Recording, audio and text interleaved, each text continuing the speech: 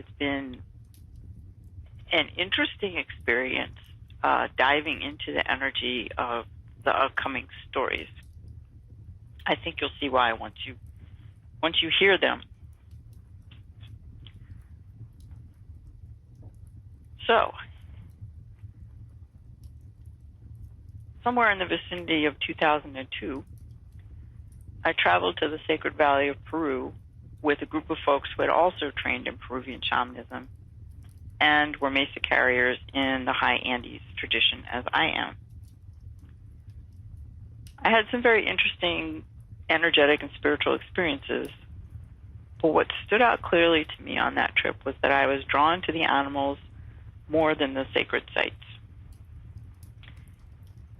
Indeed, I'd only decided to go on the trip because the second half was a trip to the Peruvian jungle.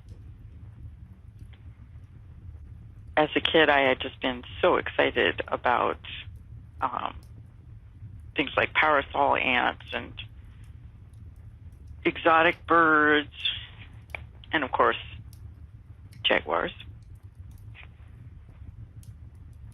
However, my fellow classmates, instead of being excited about the same thing I was, were excited about the opportunity to experience ayahuasca, something I had no intention of trying. I wanted to see the jungle and all the animals that I was sure must live there. But before I could experience the jungle, we had many places to visit in the Cusco area. And one of the things that I noticed was the lack of domestic animals like cats and dogs. Outside of a major city like Lima, the culture was still very agriculturally based. And with a low level of income, few people owned pets. I saw a lot of llamas, alpacas, donkeys, and guinea pigs, which are farmed like our chickens are here. As a result, I raised more than a few eyebrows in a restaurant one night when I insisted on sharing half of my dinner with the cat who had crept out to watch the people eat. I was just so happy to see him that I felt I had to share the joy. Of all the sites in the Sacred Valley, the most famous of all is Machu Picchu. I must confess that because I knew so many mesa carriers and I'd looked at a lot of photos of Machu Picchu over the years, many, many, many. So I was expecting to be underwhelmed when I, first saw Machu Picchu in person. I was wrong. Our arrival at Machu Picchu was shamanically blessed since countrywide Peru was about to shut down completely due to a workers' strike. We even saw military with guns at transportation points, which is more than a little unnerving. Somehow our guide managed to get us onto the last train going to Machu Picchu. And that meant that other than the few people who were already staying there, or those hiking in via the Inca Trail, we would be the only ones there. Normally Machu Picchu is crowded with tourists. This time we would have Machu Picchu pretty much all to ourselves. We got up early that day, so early that the mountains were completely shrouded in mist. It was looking like it was going to be a very gray and gloomy day, perhaps even rainy. A gentle breeze swirled the mist, and now and again you would catch a tantalizing glimpse of the mountains and Machu Picchu. As we watched, slowly the mist lifted and the sun emerged. And there, spread out below us, was the ancient mystical city of Machu Picchu. The vivid green grass of each terrace was outlined by the silvery gray of the stone people, who were arranged into steps, walls, plazas, temples, looking as if they had emerged from the mountain itself. It was breathtaking. When we descended to the city itself, we were greeted by a mama llama who was calling for her baby who had strayed. She was very patient with our frenzy of cameras. We looked like a bunch of paparazzi. Llamas are native to Peru. Meeting my first free-roaming one was a big moment personally and spiritually, since I've always had a fondness for them. And they're considered sacred in the Peruvian shamanic tradition. The lives of the mountain people and the llamas are intertwined. The villagers care for the llamas and create beautifully woven textiles from their wool for clothing, ceremonial cloths, as well as gorgeous decorations for the llamas themselves. I'm particularly fond of how the woven ear tassels look and how the llamas show off a bit with their noses in the air. Machu Picchu had a herd of llamas and alpacas living on site. Their grazing helped keep the grass in check, and of course they looked quite stunning. In late afternoon, my friend Elaine and I found a gorgeous place to rest. Incredibly, we had a whole section of Machu Picchu all to ourselves with no other people in sight. I chose a large rock outcropping overlooking the great city. The sun had warmed the rock perfectly, and I snuggled down into the stone like a satisfied feline. All around me, the stunningly beautiful native fuchsia were in full bloom, and I could hear the rhythmic tick-tick sounds of hummingbirds busily feeding on their nectar. Elaine sat on the ground below my rocky outcropping and opened up her mesa to create sacred space, a magical place between the worlds where spirit and consensual reality meet. Taking out her flute, Elaine began to play, creating the melodies she went along, inspired by the beauty around her. Her music, the sounds of the hummingbirds, and the warmth of the stone lulled me into deeper drowsiness. But suddenly my other senses nudged me into wakefulness. Something was different. I heard birds singing, and they sounded very close. Glancing down, I saw a small flock of birds arrayed in a half circle in front of Elaine and her open mesa. They were so close she could have touched them. The birds were reveling in the shamanic energy and adding their voices to her melody in celebration.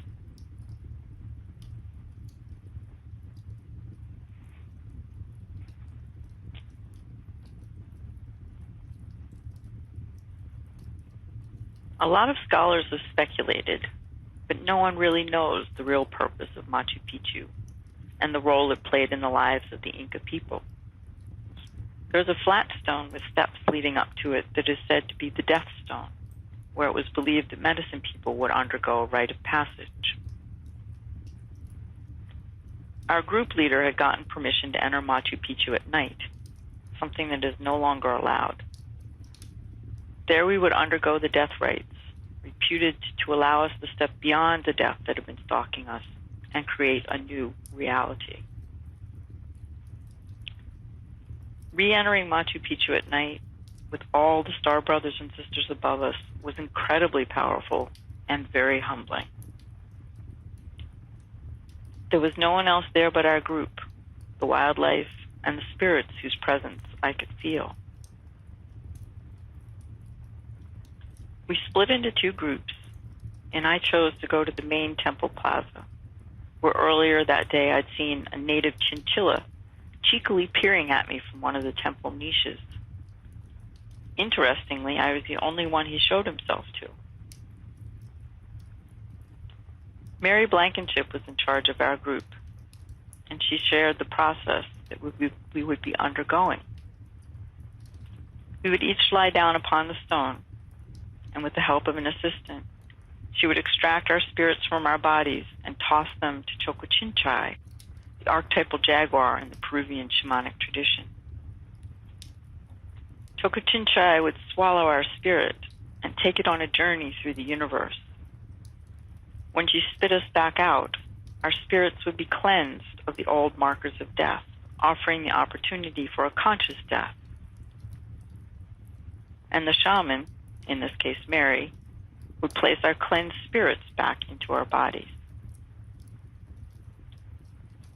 I've always felt a special connection to Chocochinchai, the rainbow jaguar who stands with a foot in both worlds, and who teaches us to walk with impeccability, grace, and courage.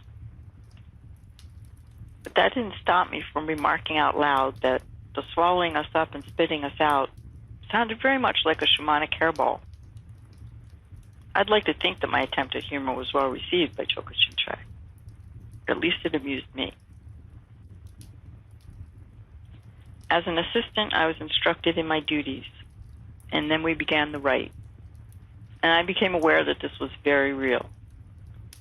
I could feel the weight of each spirit as it was lifted from the body, and sense its return to Mary's arms and reunion with the body that was its vessel. It was profoundly moving. There was just enough light to make out the shapes of the temples around us, with deep pools of shadows at the base of the walls. Unexpectedly, from the right, a white shape walked towards us.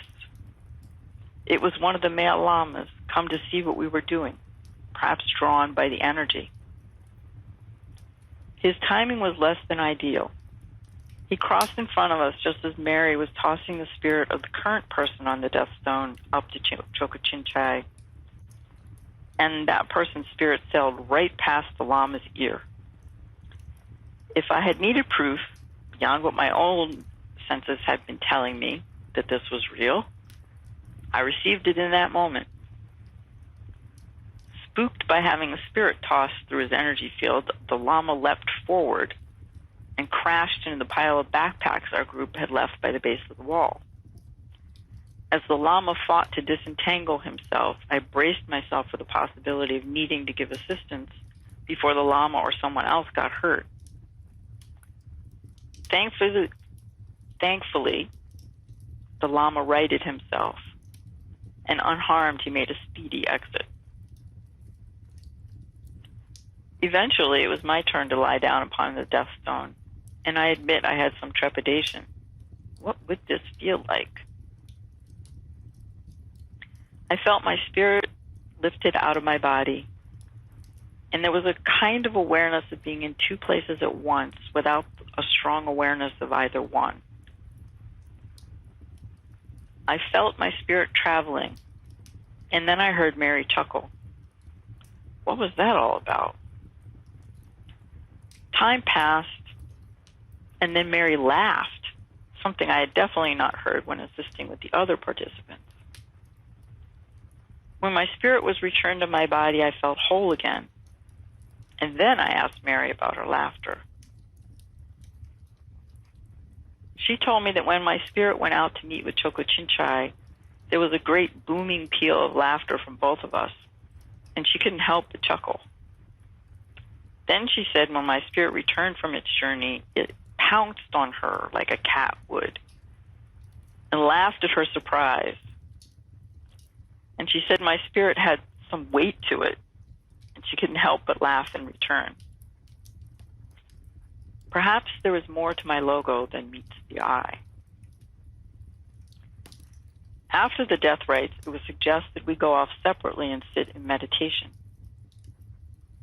Somehow I ended up by myself on a side of Machu Picchu that none of the other practitioners had chosen. But I was not alone.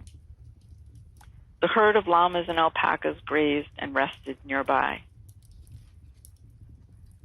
Striding through the ruins, I saw an incredibly large elemental spirit and wondered just how much I missed seeing in those places between the worlds. In the silence of the night, I felt an incredible sense of peace and a perfect sense of rightness in sharing this moment with the native animal. Machu Picchu was so much more than a place of ancient beauty. it was also a place of natural mystery.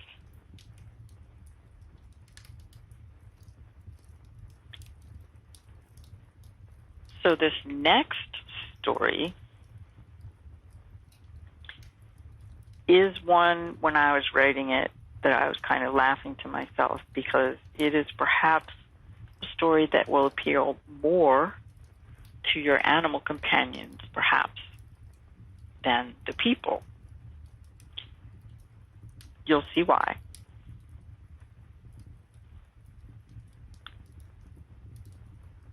When we were preparing what we needed to pack for our trip to the Sacred Valley and the jungle, we were told we would be doing something quintessentially Peruvian. We'd be visiting a restaurant that prepares and serves roast guinea pig. Now, I've known several guinea pigs over the years, but only as pets, not as food. As a child, my sister had one named Beth that was able to emit ear-splitting shrieks when she wanted something special to eat, which seemed to be quite frequently. Beth had quite the repertoire of other conversational sounds. The one that sounded like a churring version of a purr was one of my favorites. However, in Peru, where guinea pigs are native, they're raised as food in the rural homes, much as we raise chickens here. I believe that when one is a guest in a foreign country, one should be respectful of cultural differences. So, for this challenging dining experience, I decided to put my game face on in the form of a t-shirt that I packed special for the occasion. On the t-shirt was an image of a Cleveland cat holding a mouse up by its tail, accompanied by the heartfelt words of friendship. I quote, "If I had 2 dead mice, I would give you one." I figured with that t-shirt on, all I needed to do when presented with a dinner of roast guinea pig would be to shapeshift into my feline power animal, and the rest would take care of itself. The momentous day arrived, and there was consternation among some members of our group, vegetarian and non-vegetarian. T-shirt wearing and already partly shifted into feline mode, my power animal could not understand what all the fuss was about. This was simply another form of sustenance to him. I found myself in the unusual position of bringing messages from the animals to 2 men who were the most freaked out, and coaching them through how they could deal with this from a shamanic perspective.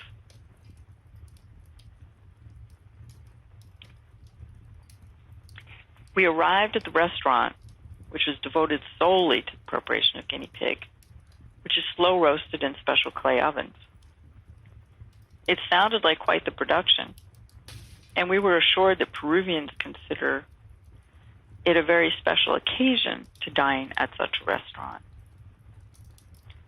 Now the pressure was surely on not to be the rude Americans. After we had enjoyed some appetizers and perhaps more libations than usual, the star of the hour appeared. Our roast guinea pig arrived splendidly arrayed on a platter carried by a proud serving person. And we all gaped with amazement, since it was a whole guinea pig and had a small fruit in its mouth. It looked startlingly like a medieval-style roast pig in miniature. Once we had all had a chance to admire the artistry and salivate over the deliciousness to come, the roast guinea pig was returned to the kitchen, where we were assured it would be carved up, along with others, and returned for our dining delight. I looked over at my 2 shamanic proteges, and they weren't green, so I took that as a good sign. Eventually, portions of roast guinea pig arrived at our table, and the serving dish was passed from person to person so that each could select their part of choice. I was aware of some consternation, but did not realize precisely why until the dish arrived in front of me. Yes, the guinea pig had been carved into the equivalent of small versions of leg and thigh, but with one big difference. Each drumstick ended in a paw. I took a deep breath and shifted fully into my feline power animal. From that place of connection with the natural world, I grasped the leg with a sense of amusement that it could grasp me back, rather than one of horror, and took my first bite. My power animal and I agreed. Despite the paw, guinea pig tastes like chicken.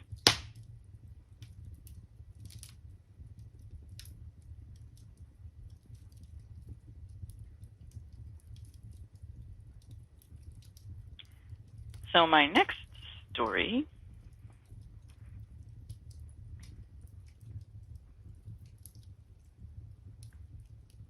our journey to the Amazon jungle involved a ride on the Amazon River in something that looked like a much larger version of a dugout canoe with a canopy and a motor. As we putted along, I wondered what kinds of fish we were passing over and desperately hoped for a wildlife sighting. A jaguar would be ideal, of course. For months before I left for this trip, I had daydreams about seeing a jaguar in his natural habitat.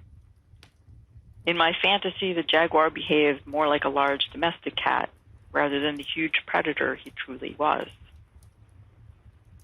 Maybe there would be some Reiki involved.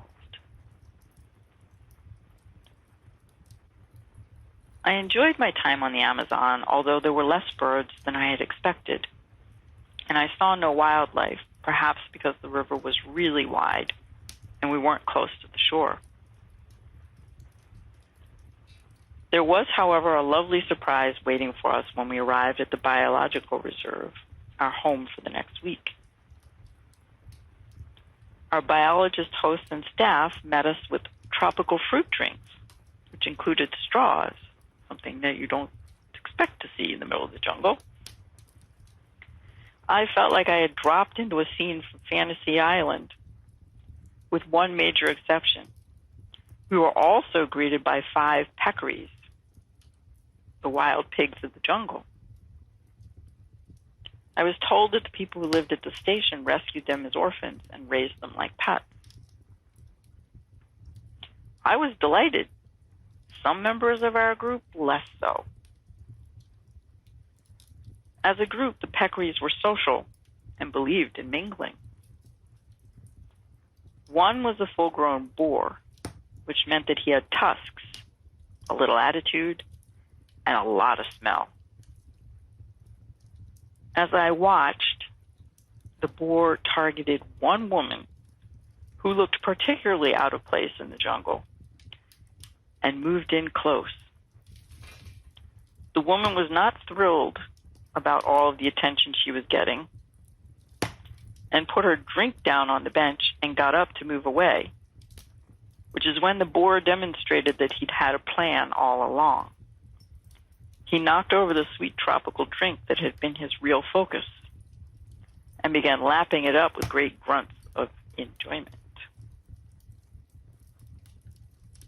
I laughed silently to myself and made a point of making friends with the peccaries, petting them all and telling them how charming they were. The smallest of the peccaries was named Juanita, and she was still a youngster. For some reason, we hit it off, and for my entire stay, she would seek me out or respond when I called to her. She often walked with me and did an amazing job of voluntarily healing on my left side, just as if I had taught her to do so. She literally walked step in step with me. One night, as we were walking back to my hut after dinner, Juanita clearly demonstrated just how smart she truly was.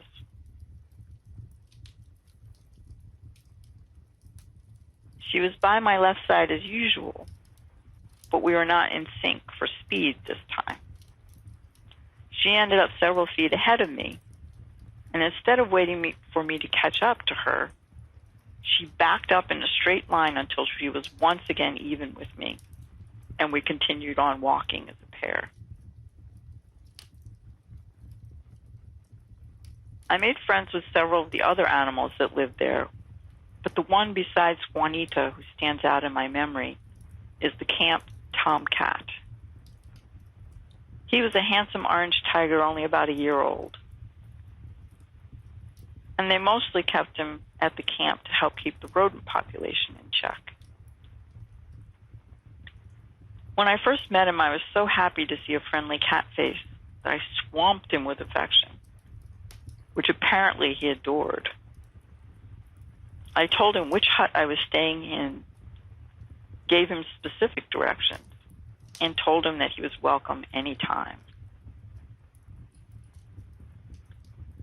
Each hut was raised off the ground for safety's sake, so there were stairs. For the rest of my stay, he was often found taking a nap on our steps. At night, we left the door open so that he could come and go as he pleased. One moonlit night, the camp cat came for his visit. He jumped up on the bed that I was lying in and trilled at me. He looked deep into my eyes and held the eye contact. I felt myself falling into their depths. I felt wrapped in affection. His purr was deeply resonant music. And as he slowly sashayed up the bed, I realized to my amazement that he was courting me. What next ensued was hilarious, and my roommate slept through it all. Like some maiden out of a dime store novel, I made protestations of being the wrong species, said that we were incompatible. Not wanting him to feel rejected, I assured him that no human male had ever sung so sweetly or showered me with such loving affection as he had. But I told him we could only be friends. He continued his pursuit up the bed, and I finally had to get out of it before things got out of hand. Poor guy, apparently it was lonely in the jungle. It seemed that I was the first one to come along that truly appreciated him. But sadly, it was not to be.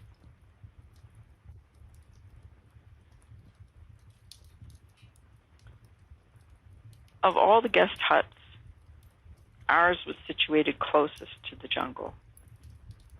Every morning I awoke to the sound of the jungle birds greeting the day.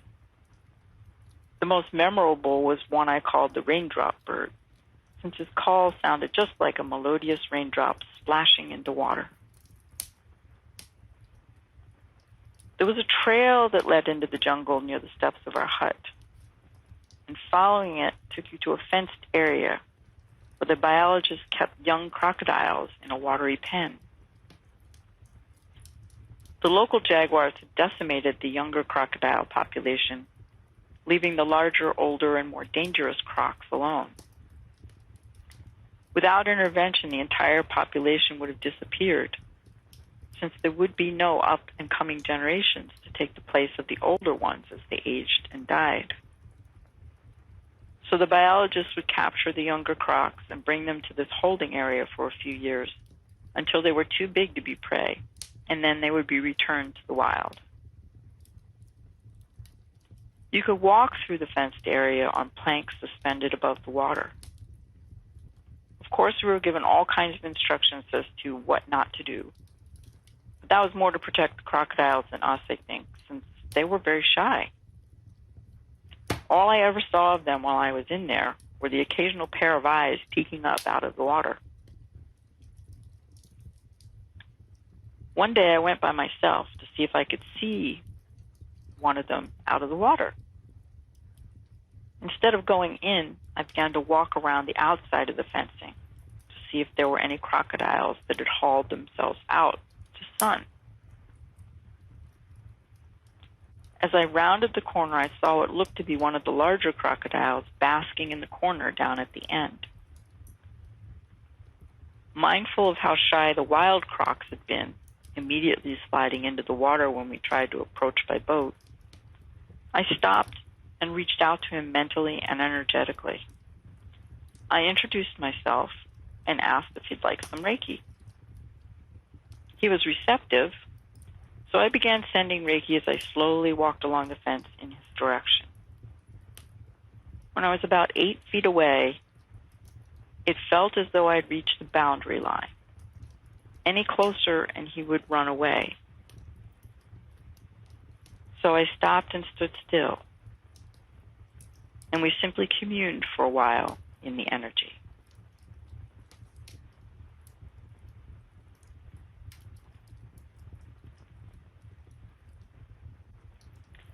And our final story. One moonlit night, not long after the camp cat came a-courtin', I was awakened by the sounds of all of the peccaries squealing loudly, gnashing their teeth in alarm and running for their lives. They came out of the jungle and ran right past our hut. I rolled over and looked at the clock. It was 4 a.m. The rest of the camp was silent. All the other people and my roommate were still asleep. I idly wondered what had alarmed the peccaries so much, and since I was semi-awake, I decided to make a trip to the bathroom. Our jungle hut bathroom was very airy, somewhat open, and instead of a door, it had a bamboo curtain. As I was exiting the bathroom, my body suddenly stopped moving forward. All the hairs on the back of my neck stood up. I could feel a presence outside the hut, an energy that the DNA of my ancient ancestors recognized on a primal level. Despite the fact that I could neither see nor hear a thing from where I was standing, I knew that there was a jaguar right outside our hut. And almost simultaneously, I realized that we had left the hut door open, per usual, to allow the camp cat to come and go. There was no barrier between the jaguar and I. One part of my brain thought it was hilarious that I would even think for a moment that a flimsy reed door would stop the jaguar if he really wanted to drop in for a visit. Another part of my brain desperately wanted my body to move and go see the jaguar. I tried to move in that direction and found I literally couldn't. My guides were preventing me from doing so. If I thought about moving to the bed, I could move. If I thought about moving to the door, I couldn't. Frustrated, I argued with my guides. They were having none of it. I was to go back to bed and stay there. So that was what I ended up doing. I mentioned the incident that day at breakfast. Apparently, I was the only one that heard the alarm calls of my peccary friends. And everyone might have written my story off as an overactive imagination, since it's unusual for jaguars to come near people. However, the camp biologist took a look and found the pug mark of a male jaguar in the mud right outside our hut. The jaguar had come a-Callin'.